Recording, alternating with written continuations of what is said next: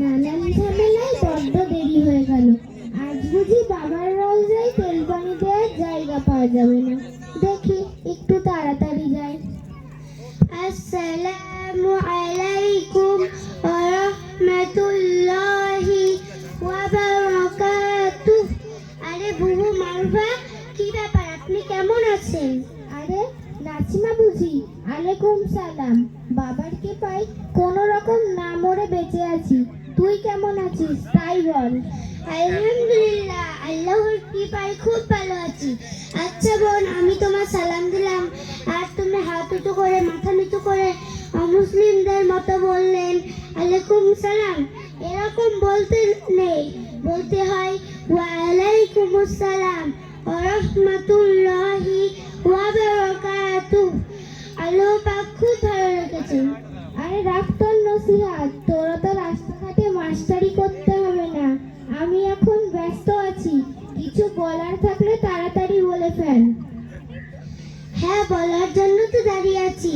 আচ্ছা বোন, এত রৌদ্রের সময় মুখে মেকআপ করে হাতে আবার তেল পানির বোতল নিয়ে কোথায় চলেছেন? তুই কিছু বুঝিস না নাচিমা, আজ শুক্রবার, পীরের রওজায় তেল পানি নিয়ে যাচ্ছি। হাই আফসোস, জুম্মার দিনে পুরুষেরা মসজিদে যায় নামাজ পড়তে, আর আপনি একই সময়ে পীরের রওজায় কেন? আপনার কি হয়েছে? আর বলিস না বোন, এত ডাক্তার কবিরাজ হেকিমি করলাম, কিছুতেই কিছু হলো না।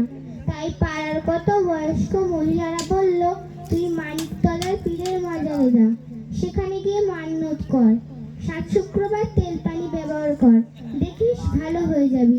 তাই 5 শুক্রবার এসেছি। মারুফা বুবু, বাবার মাজারে গিয়ে আপনি কি করলেন? কেন, বাবার মাজারে গিয়ে বাতাসা, মোমবাতি, ধূপবাতি, গোলাপ পানি নিয়ে বললাম, বাবা পীর সাহেব, রোগ নিয়ে আপনার কাছে এসেছি। আপনি যদি আমার রোগ ভালো করে দেন, তাহলে আমি আপনার নামে জোড়া খাসি জবাই করে ফকির, এতিম ও মিসকিনদের খাওয়াবো। নাউজুবিল্লাহ, নাউজুবিল্লাহ, আপনি আগডুম বাগডুম বলছেন? আগডুম বাগডুম বলছি মানে? এটা কি বলছেন? বাবার কৃপায় কোনো রকম না মরে বেঁচে আছি। বাবা তুমি রোগ ভালো করে দাও। যা বললাম তাই বললাম, এতে তুই নাউজুবিল্লাহ বলিস, যাই বলিস বল। তাহলে আপনি এটাই সবচেয়ে বড় ভুল করলেন। 100 ভাগের মধ্যে 100 ভাগ সত্য যে সুস্থ করার মালিক একমাত্র আল্লাহ, পীর বা অন্য কেউ নয়।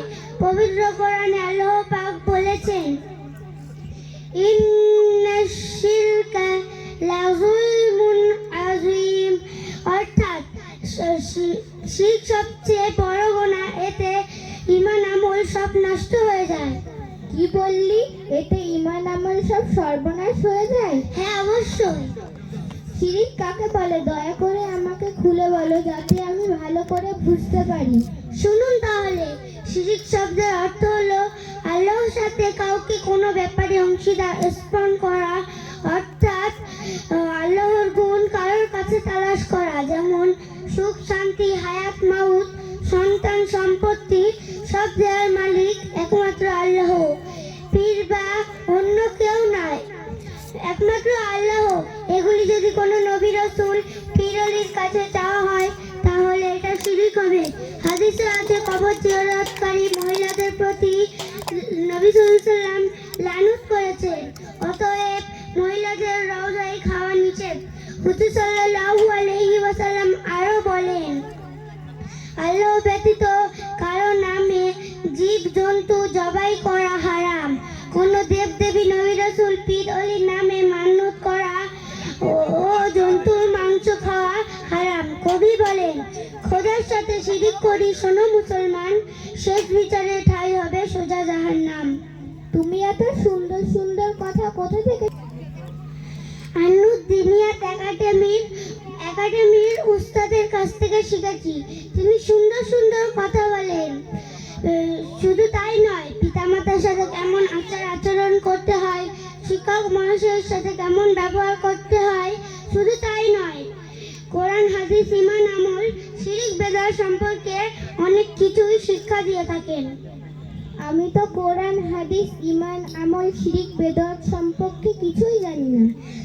মারুফা বুবু, আপনার চিন্তার কোনো কারণ নেই। আপনি বিশুদ্ধভাবে তওবা করে নিন আর আমার মতো মহিলাদের বক্তব্যে ভর্তি হয়ে যান।